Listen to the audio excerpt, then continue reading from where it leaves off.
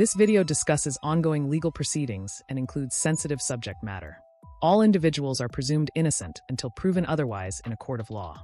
The information shared is based on publicly available reports and testimonies. Viewer discretion is advised. What happens when silence breaks after years of fear? In a Manhattan courtroom, a former assistant to Sean Diddy Combs, testifying under the pseudonym Mia, has come forward with allegations that paint a troubling picture of her time working for the music mogul. Number 1. The assistant who couldn't say no.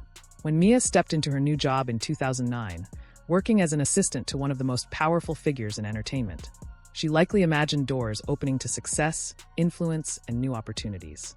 Instead, what she described in court was something very different. An environment where fear quietly replaced freedom, and every small decision was filtered through a single unspoken rule: never say no. In her sworn testimony, Mia described a dynamic where her role wasn't just about scheduling, assisting, or managing logistics. It was about complete and unquestioning availability.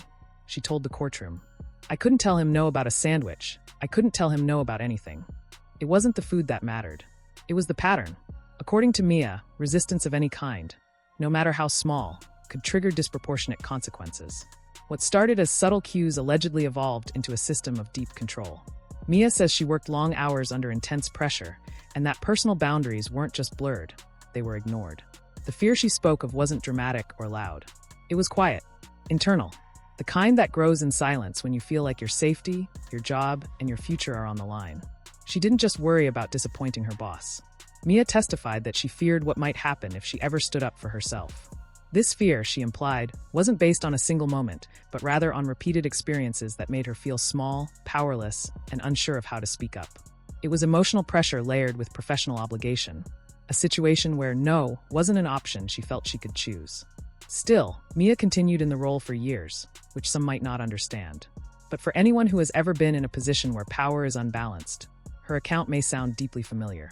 People stay in difficult situations for a number of complex reasons: loyalty, fear, confusion, hope, and Mia's story appears to reflect that struggle. Her testimony was not delivered in anger, but in clarity. With each word, she painted a picture not of rebellion, but of restraint. A young woman stepping into what she thought was a dream job, slowly realizing the rules were different, and the price of peace was silence. But the challenges extended beyond professional boundaries. Number 2. The first incident at the Plaza Hotel. According to Mia's testimony, there wasn't a single moment that defined her experience. It was a series of events that quietly escalated over time. But one night stood out early on. It was a high-profile celebration, a glamorous, star-studded event held at the historic Plaza Hotel to honor Sean Diddy Combs' 40th birthday. And yet, behind the luxury and lights, something unfolded that would stay with her for years. Mia described being at the event in her role as an assistant, present, but not a guest. She was there to work. As the night went on, she shared that she consumed 2 drinks and began feeling unusually disoriented, far more than what she would expect from such a small amount of alcohol. It was in this vulnerable state that an encounter occurred, one she never anticipated and never wanted. She testified that she was approached in a hallway by Mr. Combs. The space was quiet, away from the crowd and cameras. She recounted that he placed his arm on the wall beside her head and leaned in, first attempting to kiss her, and then placing his other hand up the side of her dress. Mia said she froze, confused, shocked, and unable to fully process what was happening. She stated that this behavior was completely unexpected and deeply upsetting. She did not raise her voice. She did not cause a scene. According to her account, she left quietly, choosing silence in that moment out of fear, uncertainty, and the overwhelming pressure of being a young assistant in a world where reputation is currency and power can silence protest. This moment, she testified, marked the beginning of a pattern, an erosion of safety in both her personal and professional life. It was not just about a single action. It was about the fear it created, the uncertainty it caused, and the way it shifted how she moved through the world from that day forward. And yet, even after that experience, Mia returned to work the next day. Because in many industries, especially one built on image and connections, people often feel they have no other choice. She carried that memory quietly for years. But that moment was only the beginning. What happened next blurred even more lines between work and personal autonomy. Number 3.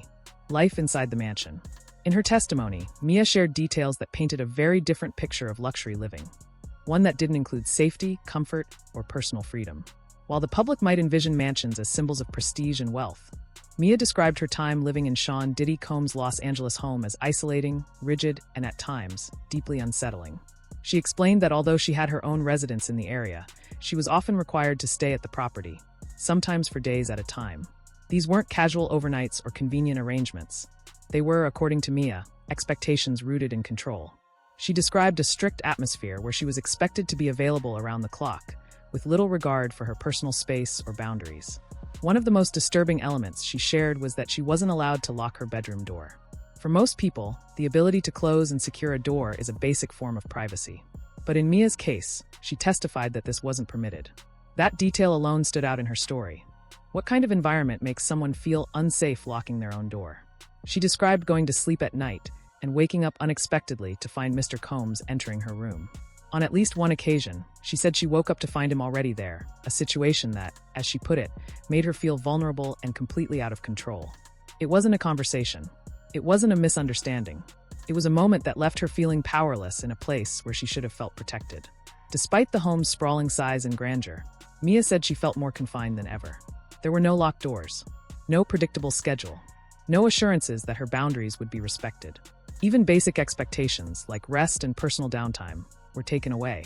She testified that she once worked 5 consecutive days with no sleep, a detail that adds another layer to the intensity of her experience. This wasn't just about a demanding job.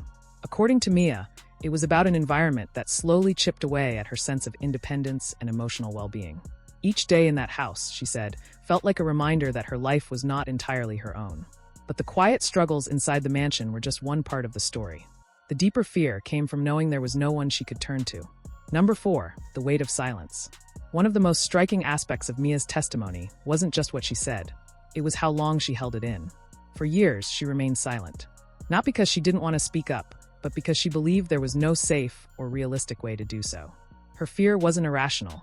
It was shaped by the environment around her, by the influence of power, and by the quiet message that some voices are harder to hear when the person you're speaking against holds the spotlight.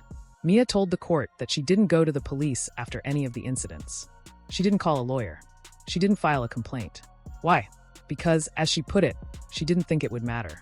She believed the people who were supposed to protect her would look the other way, or worse, discredit her entirely.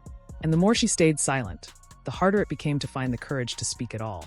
I felt like Puff's authority was above the police, she said in court. That single line reflects the kind of fear that doesn't come from a single moment. It's the fear that grows when you see how often powerful people escape accountability. Mia described an atmosphere where saying anything could mean risking everything. Her career, her reputation, even her emotional stability could be shaken if she dared to speak out. There's also something deeply human in her silence, something many can relate to. When you feel small, unheard, or easily replaced, silence can feel safer than honesty. And when those around you are either too afraid to support you or too invested to risk stepping in, you learn quickly to carry the weight alone. Mia's story isn't just about what she experienced behind closed doors. It's about what happens when someone tries to carry those experiences quietly, day after day, hoping things will get better, but slowly realizing that nothing will change until you do something that feels impossible. Speak up. Her silence wasn't weakness, it was a survival strategy. And for years it worked. But eventually, the silence itself became too heavy to hold. That's when Mia decided to do what once felt unthinkable. But she wasn't just silent about her own story. What she saw happening around her made the weight even heavier. Number 5, witnessing abuse beyond herself. Mia's testimony wasn't limited to her personal experiences. What made her account even more difficult, and deeply emotional, was what she says she saw happening to others. In particular, Mia described several troubling incidents involving Cassie Ventura, Sean Diddy Combs' former partner. And while it's painful to recount, she felt a moral responsibility to bring those memories forward, not for headlines, but for truth. According to Mia, these weren't vague suspicions or passing rumors. These were moments she says she witnessed with her own eyes. She recalled instances of physical aggression that left her shaken and unsure of how to respond. On one occasion, she testified that she saw Cassie thrown to the ground. On another, she remembered her being pulled by her hair or shoved in a way that felt deeply alarming. Each incident stayed with her, not just because of what happened, but because of what it meant. It wasn't just about fear anymore, it was about helplessness. Mia told the court that she wanted to step in, that she wanted to help, but she also made it clear that the environment she was in didn't allow that kind of bravery.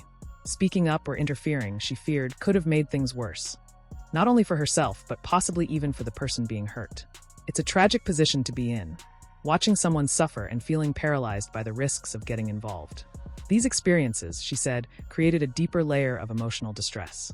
It wasn't just about what she had endured. It was about feeling complicit in a silence that was never hers to begin with.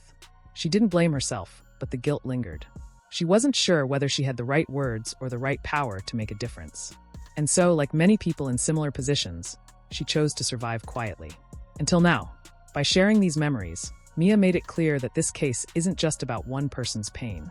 It's about an entire system where silence became a shield and fear dictated behavior. She hoped her voice might help others find their own. And as the courtroom listened, it became clear. This wasn't just about witnessing harm. It was about finally confronting it. Number 6, the breaking point. For years, Mia lived with the weight of her experiences, quietly, carefully, and without interruption. She had convinced herself that staying silent was the safest option, not just for her career, but for her own peace of mind. The fear of retaliation, the pressure of being connected to someone with enormous influence, and the emotional toll of what she had seen and felt created a wall that seemed impossible to break through. But over time, that silence began to feel heavier than the truth. In her recent testimony, Mia shared that she didn't come forward right away because she genuinely believed nothing would change. She worried that speaking out wouldn't lead to justice, it would lead to consequences. She feared being labeled, dismissed, or worse, ignored. These fears weren't irrational. They were built from real moments, real experiences, and a culture that often punishes those who speak up rather than those who cause harm. So what changed? Mia explained that her decision to testify came not from anger, but from a sense of responsibility. She spoke about the importance of truth, not just for her own healing, but for the potential safety of others. I have to tell the truth, she said, because when you're scared into silence, these things continue to happen to others. It was that simple, and that powerful. This wasn't just about justice, it was about ending a cycle. She also acknowledged that the decision to speak was terrifying. The courtroom, the questions, the public scrutiny, it was all overwhelming. But in that fear, Mia found something she hadn't felt in a long time: control. For the first time, she was choosing her voice. Not because someone told her to, not because she was forced, but because she was ready.